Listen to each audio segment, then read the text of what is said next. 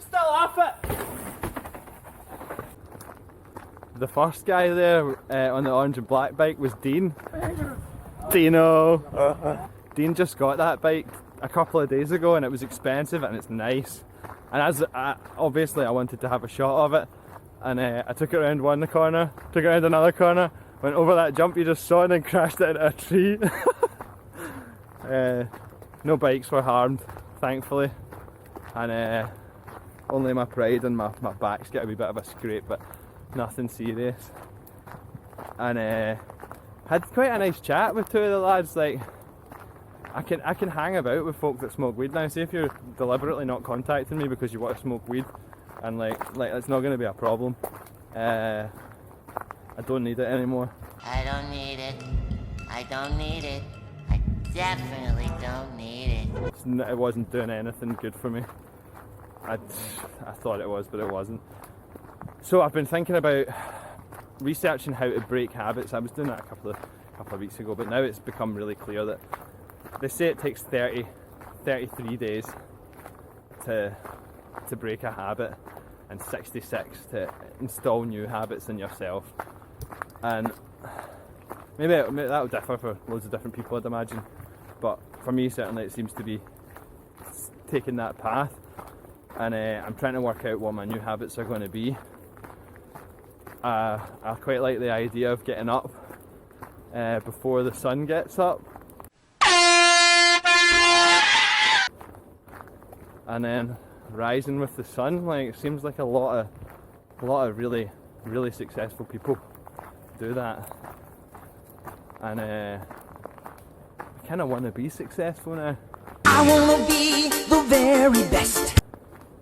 Whatever it is I'm going to do, you'll find out soon if you're interested. But yeah, watch this space. I'm feeling good, feeling like there's purpose. Like,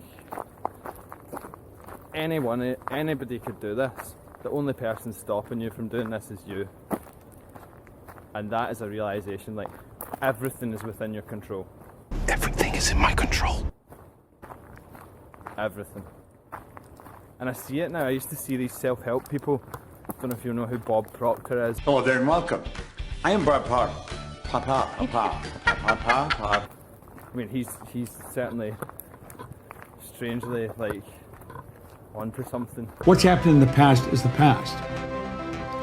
What happens in the future is based on the decisions you make. So my ex was right into him, and I wish I could talk to her now that I've started actually looking into it and I've got a clear mind and stuff. But see, when you're doing all these drugs and you're not being honest with yourself or others around you, you just hurt people. You just hurt the people you love, and you won't realise it until you hit the bottom and then you start to come back up. And I can't stress to you enough how important it is to try and be aware of how your actions are affecting other people, because they are. Like, you can get so high without taking drugs, so high, so much higher. It's more fulfilling. It gives you purpose. Like, you're getting nothing from these drugs. I have no doubt that I don't think there's anything wrong with like, occasionally, when it feels right, doing drugs. Like, I'll never be an advocate for the war on drugs. Oh, here's this plant that grows in the ground that makes people think a wee bit differently. Illegal! Here's these mushrooms growing, and I bet, like, I could go to a field just over there at the right time of year. I know I could, and find these mushrooms and then go and make some tea. Illegal! I don't recommend you go out and do that. You can mess your head right up. I have done it. I remember when Bitcoin was like 30 quid, right? I had never done mushrooms or anything like that. I had started smoking weed. I had been smoking hash for a long time, or soap bar, if you remember that plastic filled rot. I was getting into it, and he said, we're gonna get some mushrooms, like, do you want to fancy some? I think I had left school, so I had a job, and I was getting paid, I think I was getting $2.40 a week as a labourer on a building site. For leaving school at 16, getting 240 quid a week, are you mad? I was going wild. I I was getting a bunch of drugs. He said we're going to order these mushrooms off the Silk Road or whatever it was at the time, off the internet, and they'll get delivered to the house. And I was like, oh cool. So I gave him like 30, 40 quid.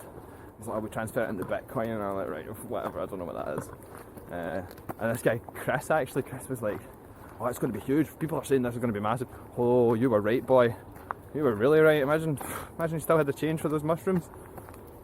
Anyway, got the mushrooms through. Pretty sure it was 7 grams. He's halved them on the scale. And I was like, what do you do with them? It's like, you eat them. I'm like, right, okay. No research. Nothing at all. I just ate this bag of mushrooms, like, whatever. Not going to do anything to me. And then went to the bookies. I was right into the horses at the time with our Tam, who saw sense and doesn't gamble anymore. Also, I wish I had listened to you. Captain Hindsight, the hero of the modern age! Anyway, they ate this bag of mushrooms and went walking down urban town, like, honestly expecting nothing to happen, because like it just looked like it tasted like crap. It just looked like dry leaves and stuff.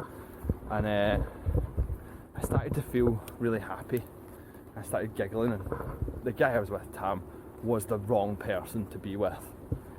When you were out your face, he enjoyed making you paranoid and tricking you and being sneaky and convincing you things weren't happening when things were happening when they weren't. And yeah. So we were walking down the town. I saw one of my friends, and he had a baby on his shoulders, or a toddler on his shoulders. And I remember just looking at him and staring at him and not being able to say anything. He had 2 heads, and the baby had merged, or the toddler had merged into his neck. I can't ever forget that image. And that was the moment I knew I had really, really f***ed up. And the rest of the day was scary. I didn't freak out. I didn't have a really, really bad time. I didn't have a really good time. But I was seeing things, and it really messed me up. Really did. And I still sometimes find myself pondering on the stuff I saw that day. But the upshot is that I wasn't really enjoying that. And the reason I wasn't enjoying that was because I was completely unprepared for what was about to happen. And if you're sitting there thinking, I want to go out and try that, like, we didn't have the internet the way we've got the internet now. Go online, read Trip Report. You maybe don't want to do that to yourself. And if you've never done hallucinogenics or things like that, I'd probably say don't do it. But I'm a hypocrite. If you're below the age of 18, don't do mushrooms, don't do hallucinogenics. Just don't do it. Like, if you're over the age of 18, you're an adult. You know a little bit about how the world's work. You probably think you know everything if you're 18 right now. Maybe you're a really mature 18-year-old, but I don't care. I wouldn't do it, although I did it. Oh man, this is a write-off. Anyway, the upshot is I did these mushrooms, and I've spent, like, I was probably 18 at the time, or 17, I was 16, that's right, I was 16 at the time, and I've spent the next 14 years still pondering on the things that I saw when these chemicals were running through my body. And I've done hallucinogenics since then, and I've felt the same feelings. And in the right environment with the right people, it can be really good. But if you're in the wrong environment and you're doing it just to get a buzz, it's gonna mess you up, man. It is gonna fry your head. I think that's what it did to me. Anyway, that's the mushroom story. Not sure why I told that. Probably not going to go anywhere. Hello, it is the 28th of November. 28 days of hard work right there. Just wanted to say quickly that I do not recommend anyone goes out and messes with their head using any of the substances that I've just mentioned. I did it when I was young. I was naive. I was very silly. That kind of attitude led me to having really tough times in the years afterwards.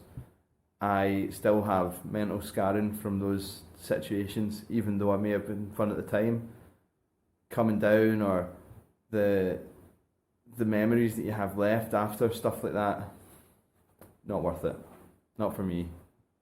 But yeah, if you're going to do it anyway, look online, prepare yourself, find other people like me talking about their experiences and see, really question it.